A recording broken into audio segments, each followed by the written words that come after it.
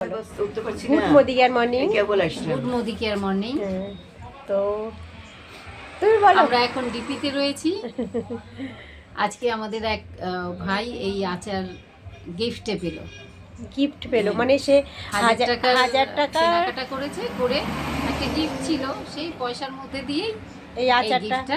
তো পেয়েছে। আমাদের তো এইখানে সিস্টেম এরকম যে 15% গিফট হয়, তো প্রতি 1000 টাকার প্রতি একটা 150 টাকার গিফট আসে। তা এইটা আছে সেই গিফটের প্রাইস বিনা মূল্যে নিয়ে যাচ্ছে। তো আপনারাও এখানে আসুন, কেনাকাটা করুন, আর এরকম গিফট জয় করে নেন, জিতে নিন। আর এটা সুন্দর এই আচারটা আছে, একবার খেলে আবার খাবেন। এটা কি সবজি আচার না ম্যাঙ্গো আমের আচার?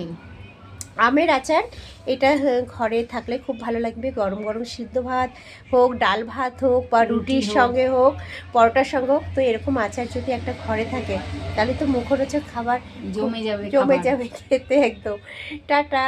তো আমরা তো সবসময় এই ব্যবসা নিয়ে আছি, আর এইটা আমরা সবসময় যে জিনিসটা ইউজ করছি, সেল হচ্ছে বা হাতের মাথায় আছে, আমরা সেই জিনিসটা নিয়ে একটু তোমাদেরকে দেখাচ্ছি। তো টাটা।